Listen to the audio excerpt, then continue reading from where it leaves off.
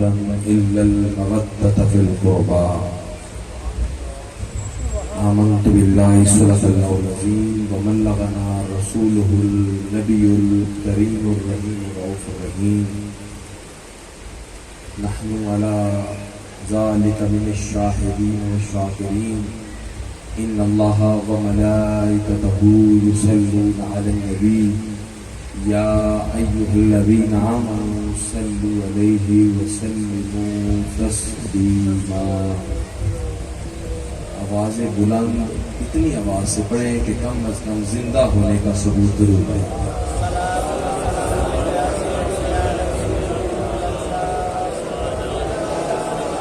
الصلاة والسلام علیک یا سیدی یا رسول اللہ.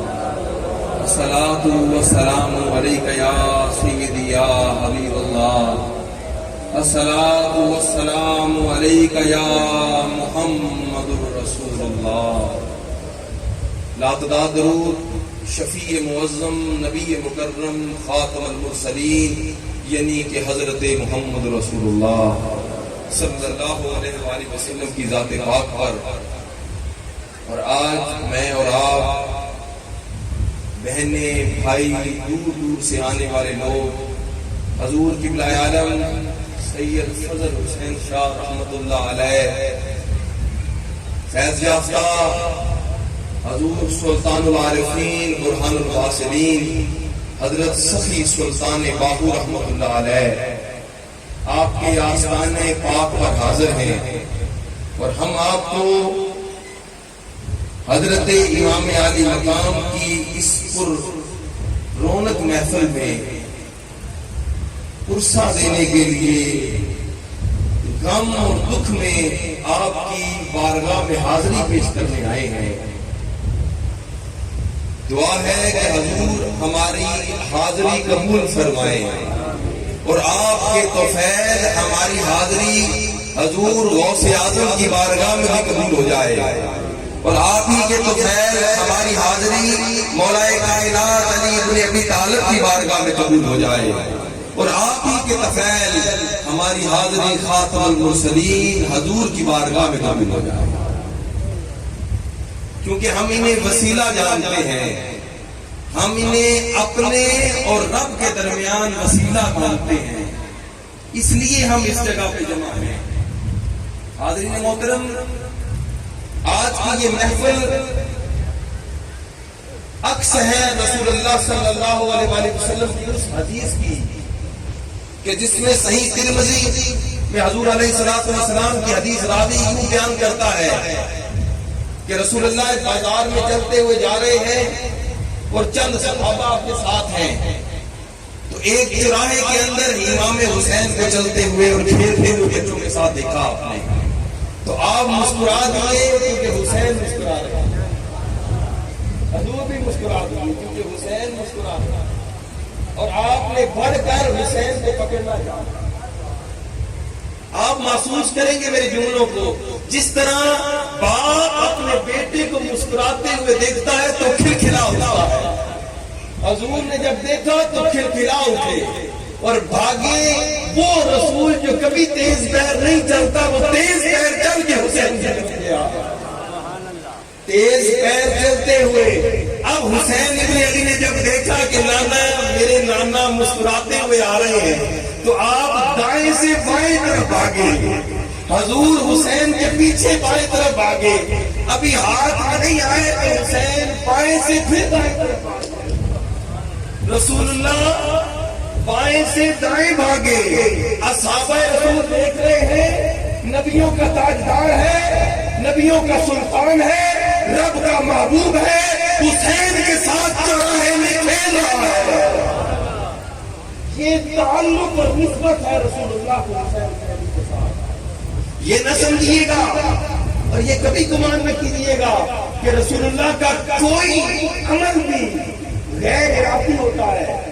نہیں, حضور کا ہر عمل ارادی ہوتا ہے اور ہمیں خدا کا ہوتا ہے. آپ نے 3-4 دفعہ چکر لگا کے میری طرف متوجہ ہے نا, تو آپ نے حسین ابن علی کو اٹھایا, اٹھا کر سینے سے لگایا اور لگاتے سار پہلا کام کیا کیا, حسین نے تھوڑی زبان باہر نکالی، بچے تھے، چھوٹی سی زبان باہر نکالی، حضور نے بوسہ نہیں دیا، زبان کو چوسنا شروع کر دیا۔ یہ انداز محبت ہے۔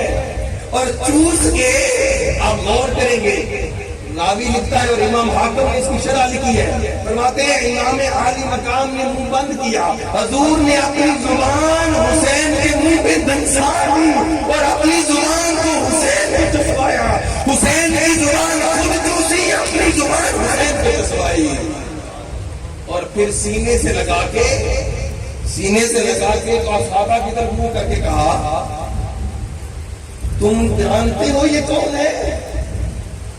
انہوں نے آپ کا تعارف کروایا، جب تعارف کروا دیا تو کہنے لگے آسمان کی طرف منہ کر کے، اے اللہ تو اس سے محبت کر جو حسین سے محبت کرے، اے اللہ تو اس کے ساتھ بغض رکھ جو حسین سے بغض رکھے۔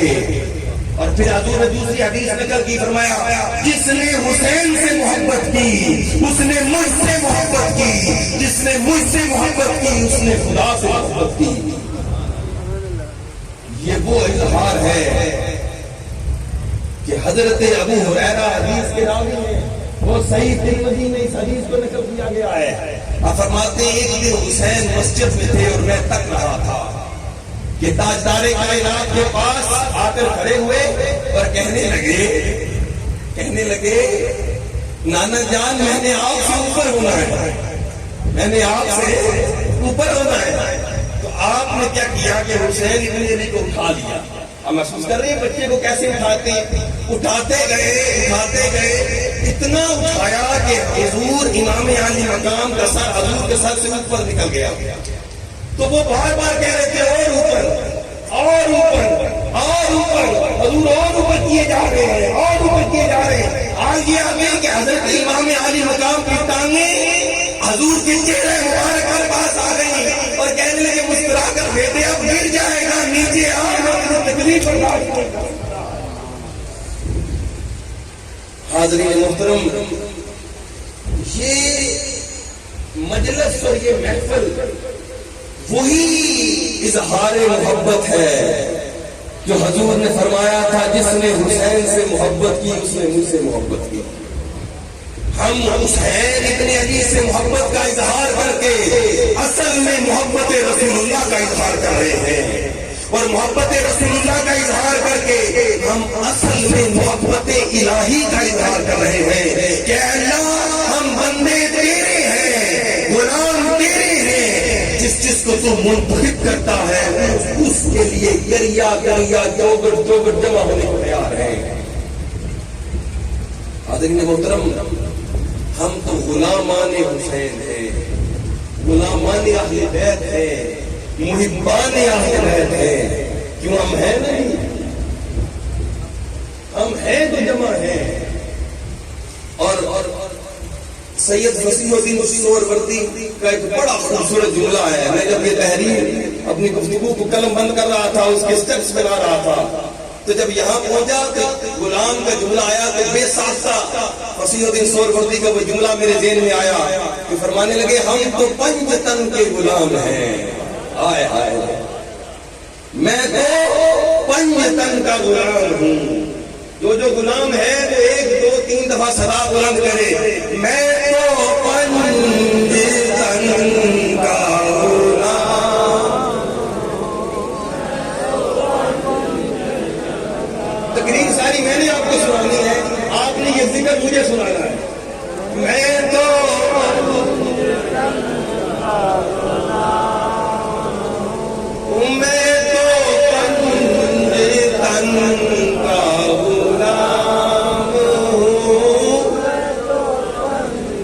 اس میں کوئی شرمانے کی بات نہیں ہے، غلام شرماتا نہیں ہے، غلام اظہار کرتا ہے میں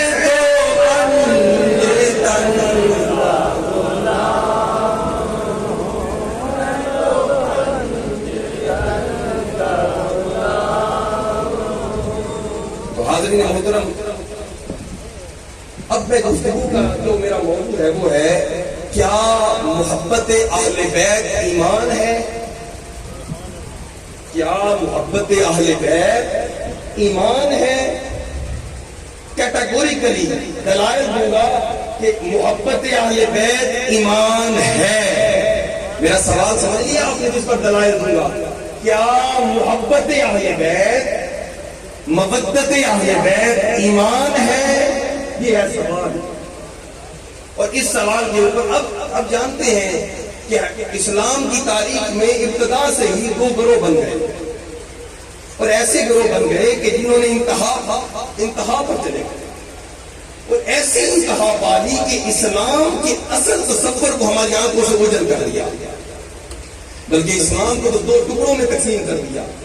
ایک مکتبہ فجر، ایک ٹکڑا جس نے یہ کہنا شروع کر دیا کہ نماز، روزہ، حج، زکوٰۃ، قرآن، تلاوت قرآن، رات کو جاگنا، زہد و عبادت کرنا ہی دین ہے، یہی ایمان ہے. یعنی کہ جو نمازی ہے وہ ایماندار ہے، جو روزے دار ہے وہ ایماندار ہے، جو حاجی ہے وہ ایماندار ہے. انہوں نے ایمان کا تعلق عبادات کے ساتھ منسوخ کر دیا. اور ایک دوسرا طبقہ تھا جنہوں نے عبادات کو سرزدہ کر دیا، اور ان کو انکار کرنے کے بعد انہوں نے کیا کہا؟ انہوں نے کہا کہ صرف محبت ایمان، اہل بیت سے محبت کریں، رسول اللہ سے محبت کریں، نعرے لگائیں، محفلیں منعقد کر لیں، عبادت ادا بھی کریں تو گزارا بن جائے گا. نہیں، یہ دونوں ہی طبقے انتہا پہ چلے گئے، اور ان دونوں نے اصل ایک کو ترک کر دیا. رسول اللہ صلی اللہ علیہ وسلم نے آپ نے خطبہ حجۃ الوداع میں یہ حدیث نقل کی، فرمایا انی تارک الثقلین، لوگوں میں دو بھاری چیزیں چھوڑے جا رہا ہوں، کتاب اللہ و عترت ہی، اللہ کی کتاب اور اپنی اہل بیت. اللہ کی کتاب مجموعہ ہے عبادت کا، زہد کا، تقوی کا، ریاضت کا، گناہ سے دوری کا، اللہ کی طرف قربت کا، سجدہ ریزی کا، عبادت کا، وہ نظام خدا ہے. اور دوسری طرف میں اپنا خاندان اہل بیت چھوڑے جا رہا ہوں. جب تک ان دونوں کو تھامے رکھو گے ہدایت پر ہوگے، گمراہ نہیں ہوگے. اور اگر تم نے کوئی ایک دامن بھی چھوڑ دیا، اگر عبادت، زہد، تقوی، ریاضت اس کو ترک کر دیا اور صرف تکیہ کر لیا فضائل پر، پھر بھی گمراہ ہو جاؤ گے. اور اگر تکیہ کر لیا صرف روزے، عبادت اور حج پر، لیکن تو نے فضائل اور شخصیت کی تعریف کرنا چھوڑ دی، تو یاد رکھنا دونوں صورتوں میں ہی تم حق کی راہ سے بھٹک جاؤ گے، حق کی راہ سے دور ہو جاؤ گے. آپ میری طرف متوجہ رہے، ان کا کام انہیں کرنے دیں. تو میں نے آیت کریمہ کی آپ کے سامنے تلاوت کی، جس میں اللہ رب العزت نے فرمایا، اب پہلی دلیل دے رہا ہوں، محبت اہل بیت ایمان ہے. محبت اہل بیت کیا ہے؟ محبت اہل بیت کیا ہے؟ اب قرآن سے دلیل ہے، فرمایا قل لا اسألکم علیہ اجرا الا المودۃ فی القربى. قل کہہ دیں، اب رسول اللہ سے فرمایا جا رہا ہے، کہہ دیجئے کہ میں کچھ اجر رسالت آپ سے نہیں مانگتا. اے لوگوں، میں نے تمہیں گمراہی سے نکال کر ہدایت کی طرف لے گیا، تمہیں اس کا اجر نہیں مانگتا، لیکن مانگتا ہوں اپنی قرابت والوں سے محبت کرنا، میری قرابت والوں سے محبت کرنا، یہ تم پر میں فرض کرتا ہوں. اور لفظ فرض کا جو میں نے اطلاق کیا ہے، یہ اطلاق اپنے زبان سے نہیں کیا، یہ اطلاق حضرت امام شافعی نے بیان فرمایا. حضرت امام شافعی نے فرمایا اس آیت کے نزول کے بعد اہل بیت سے محبت کرنا اسی طرح فرض ہے جس طرح نماز فرض ہے، اسی طرح فرض ہے جس طرح روزہ فرض ہے، اسی طرح فرض ہے جس طرح زکات دینا فرض ہے، اسی طرح فرض ہے جس طرح ارکان اسلام فرض ہے. اب اہل بیت سے محبت کرنا تم پر فرض قرار دیا گیا ہے. اب میں دوسری، امام احمد بن حنبل سے پوچھا گیا، امام احمد، مسند امام احمد بن حنبل میں سوال کیا گیا، یا احمد بن حنبل بتائیں کن لوگوں کی محبت ہم پر فرض کر دی گئی؟ تو حضرت امام احمد بن حنبل نے جواب دیا، آپ نے فرمایا خدا کی قسم، خدا کی قسم، خدا کی قسم، علی و فاطمہ و حسن و حسین ان کی محبت ہم پر فرض کر دی گئی ہے. اور اب میں تیسری دلیل دوں گا خود حضرت امام حسن کے قول سے.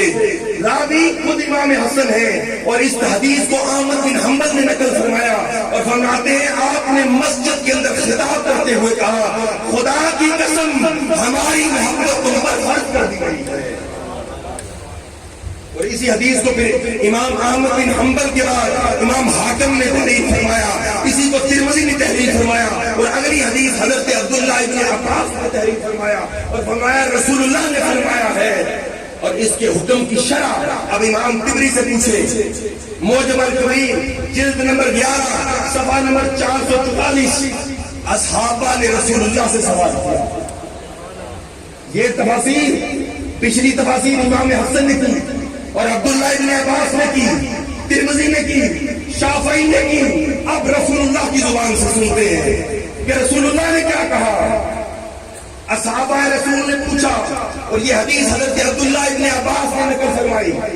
اصحابہ رسول نے رسول اللہ سے پوچھا یا رسول اللہ آج یہ جو حدیث آج یہ جو آیت نازل ہوئی ہے جس میں ہمارے اوپر آپ کی قرابت کی محبت فرض کر دی گئی ہے, واجب کر دی گئی ہے, وہ لوگ کون ہیں؟ اس سے واضح تفسیر کوئی نہیں ہو سکتی جو رسول اللہ کی زبان سے ہو. تو جواب سنے رسول اللہ کی زبان سے.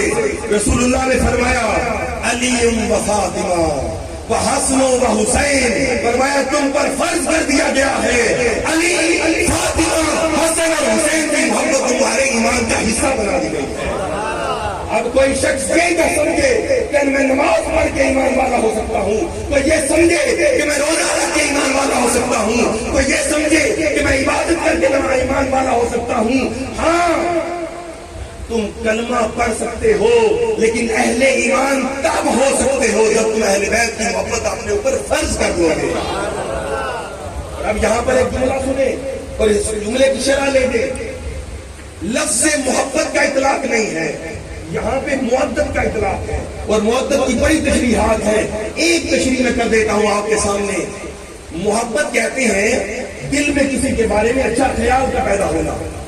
محبت کسے کہتے ہیں؟ دل میں کسی کے بارے میں اچھے خیالات کا.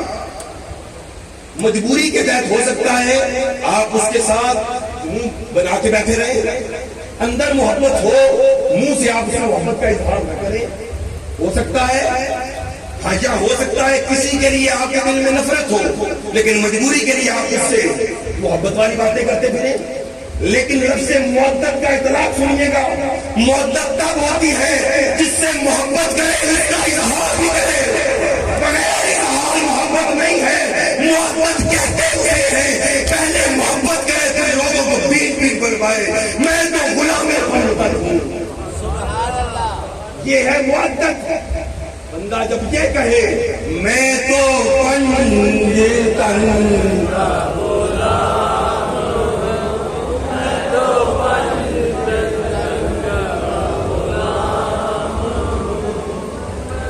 یہ آپ کا اظہار محبت ہے.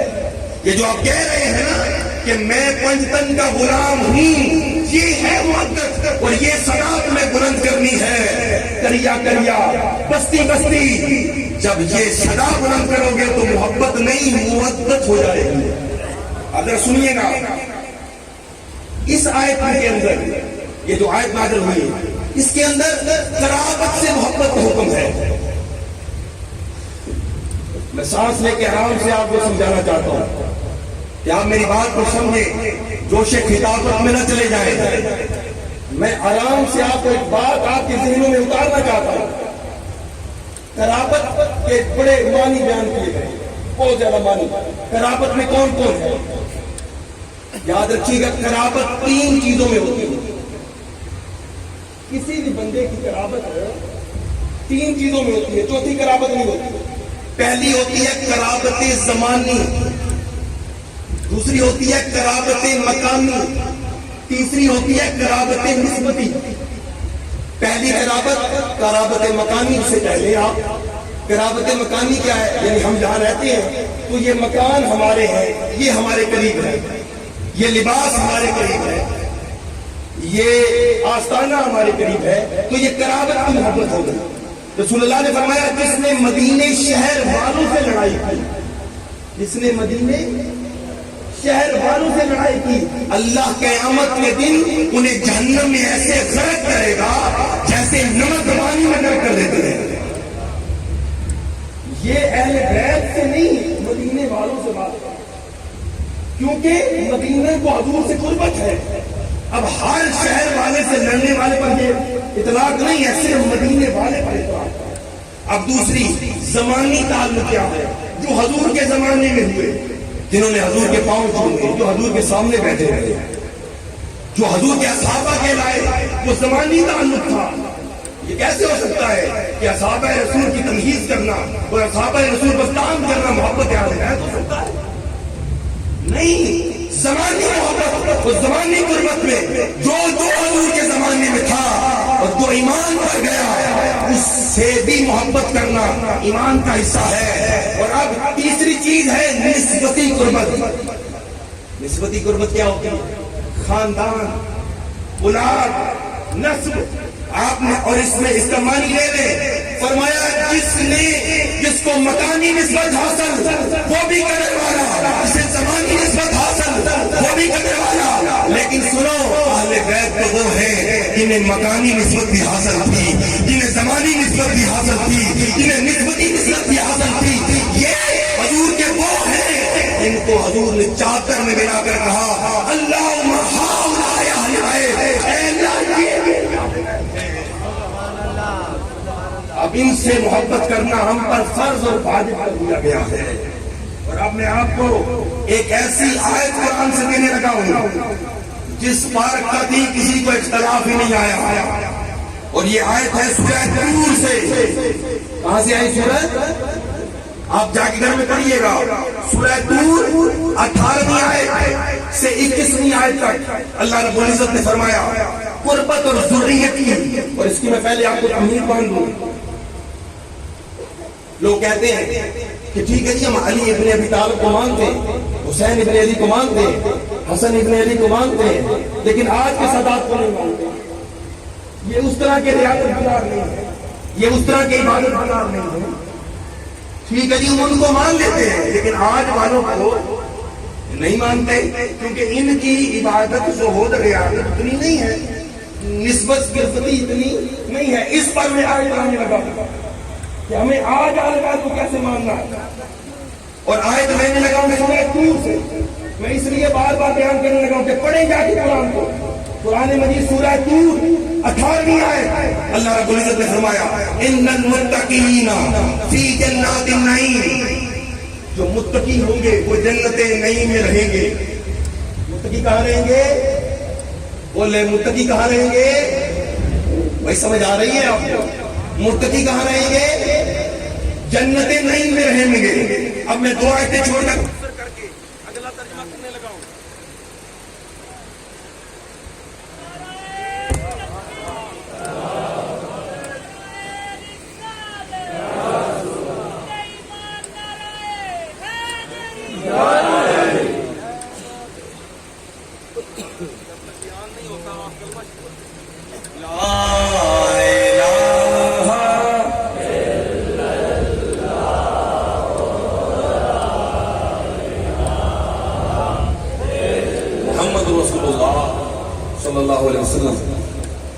تو فرمایا ان المتقین فی جنات النعیم، جو متقی ہیں وہ جنت نعیم میں رہیں گے۔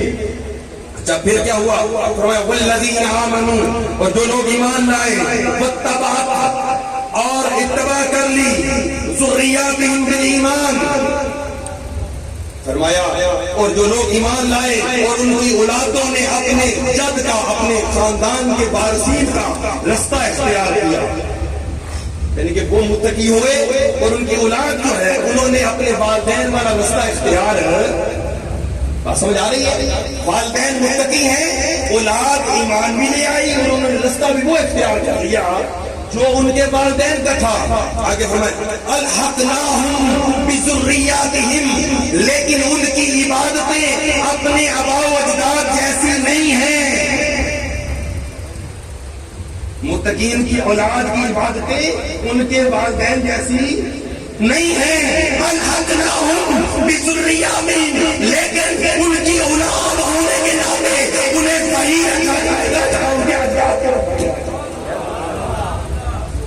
اب اس آیت کی تشریح تمام محدثین نے ایک ہی کی ہے، دوسری نہیں کی، ایک ہی کی ہے کہ اولاد اگر ہدایت پر رہے تو باپ کے ساتھ رہے گی جنت میں، اولاد اگر ہدایت پر رہے، اعمال کم بھی ہو، نیکیاں کم بھی ہو، ریاضتیں کم بھی ہو، لیکن ہو اگر صراط مستقیم پر تو وہ وہیں رہے گی جہاں رسول اللہ رہیں گے۔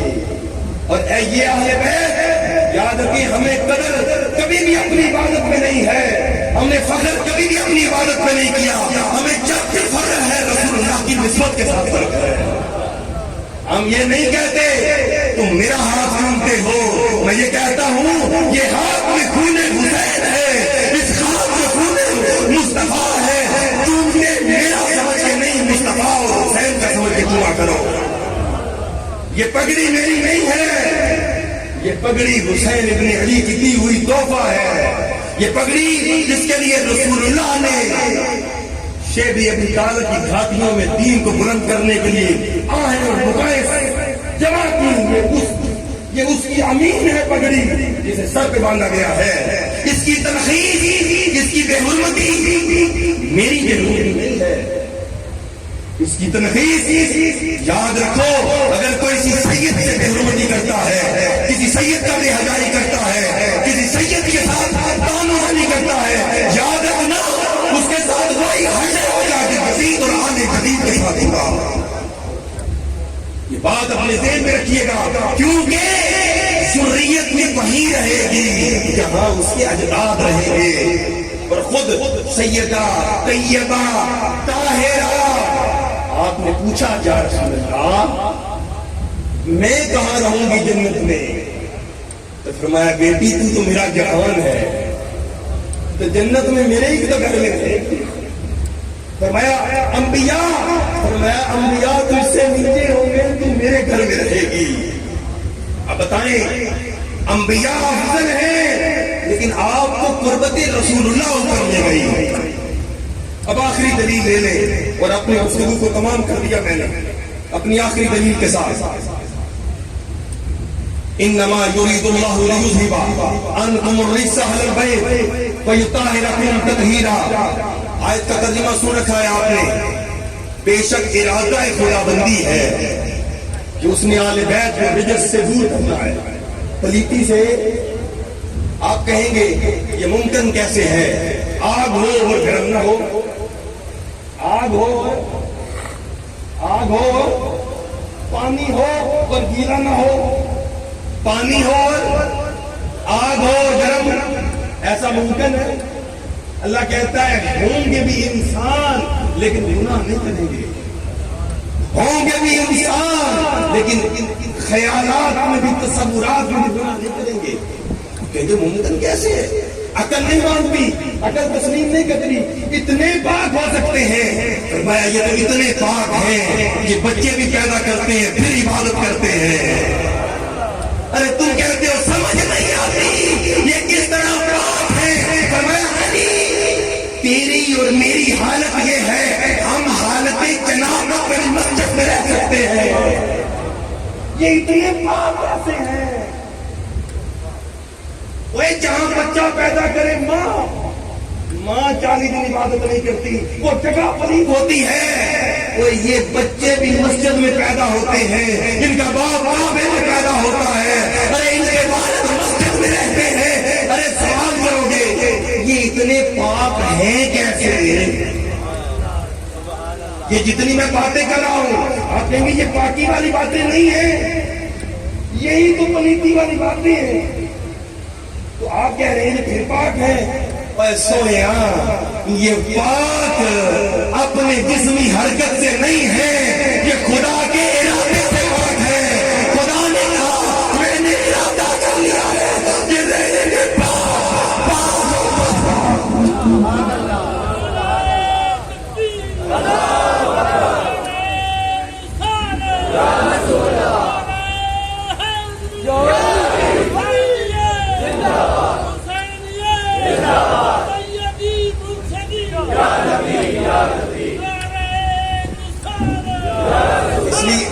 حق فضل حق حق فضل حق حق فضل حق.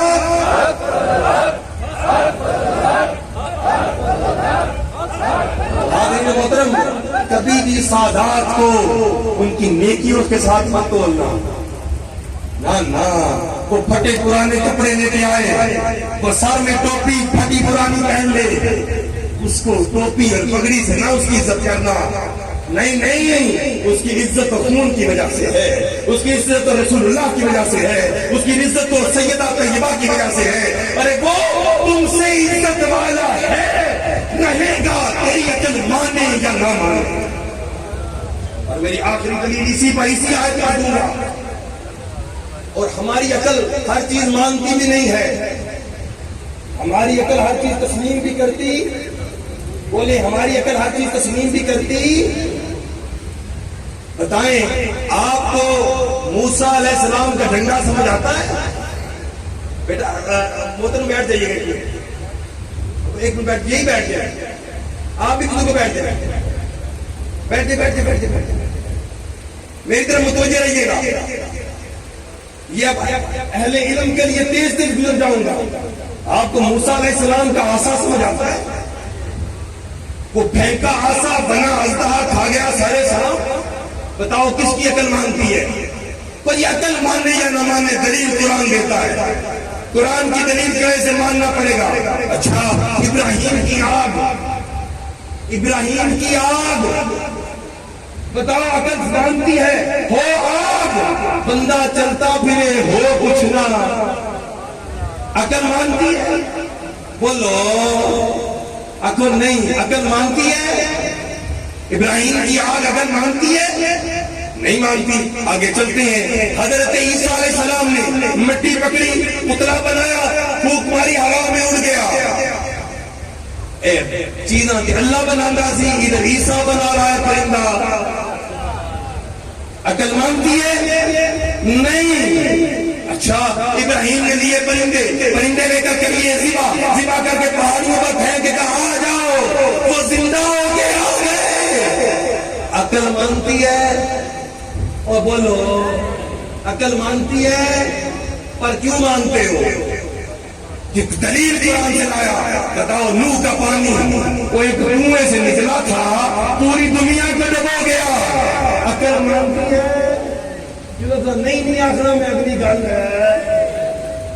عقل مانتی ہے؟ عقل تسلیم کرتی ہے؟ چلو ایک اور دلیل دے دیتا ہوں. حضرت اسماعیل والا اسماعیل کا عقل مانتی ہے؟ عقل مانتی ہے پر تسلیم کرو گے کیوں؟ دلیل قرآن ہے. یاد رکھو عقل نہ مانے یا مانے قبول کرنا پڑے گا. یہ دلیل قرآن دیتا ہے. اسی طرح اہل بیت کے بارے میں کہتا ہے کہ یہ اسی طرح ہے، ان کے اندر نہ بچت ہے، نہ گناہ ہے، نہ پلیتی ہے. بس ان کو اسی طرح مانو جس طرح موسیٰ کا ڈنڈا مانتے ہو، ان کو اسی طرح مانو جس طرح ابراہیم کی آگ مانتے ہو، ان کو اسی طرح مانو جس طرح عیسیٰ کا پرندہ مانتے ہو. اور میرے دوستو یہ تو کام ہی ایسا کر دیتے ہیں، عقل مانتا نہیں ہے. بتاؤ تو صحیح، رسول اللہ کا چاند توڑنا، رسول اللہ کا چاند توڑنا، رسول اللہ کا چاند توڑنا عقل مانتی ہے؟ حضور کا چاند توڑنا عقل مانتی ہے؟ نہیں مانتی، لیکن ماننا پڑے گا. علی کا خیبر کو بائیں ہاتھ سے کھیر دینا عقل نہیں مانتی، ماننا پڑے گا. اور کربلا میں حسین نے سر کٹوا کے نیزے پہ قرآن پڑھ کے بتایا میں بھی وہ کرتا ہوں تو منہ کرتا ہے، میں وہ کرتا ہوں تو عیسیٰ کرتا ہے، میں وہ کرتا ہوں تو موسیٰ کرتا ہے. مجھے ماننا پڑے گا. عقل مانے یا نہ مانے. یہ وہ لوگ ہیں، یاد رکھو اسی لیے رسول اللہ نے انہیں قرآن سے ملا دیا تھا. کہا یہ ان کے جسم کو نہ دیکھنا، ان نفوس قدسیہ کو دیکھنا. یہ وہ ہیں، جب تک ہیں تب تک قرآن کی تفسیر ہوتی رہے گی، جب تک مانتے رہو گے تب تک قرآن کو تسلیم کرتے رہو گے. اللہ رب العزت ہمیں اہل بیت کو تسلیم کرنے کی توفیق عطا فرمائے، اہل بیت کے سامنے سر جھکانے کی توفیق دے، ان کو سردار ماننے کی توفیق دے اور ان کو اپنا سردار جاننے کی توفیق دے۔ وآخر دعوانا ان الحمد للہ رب العالمین۔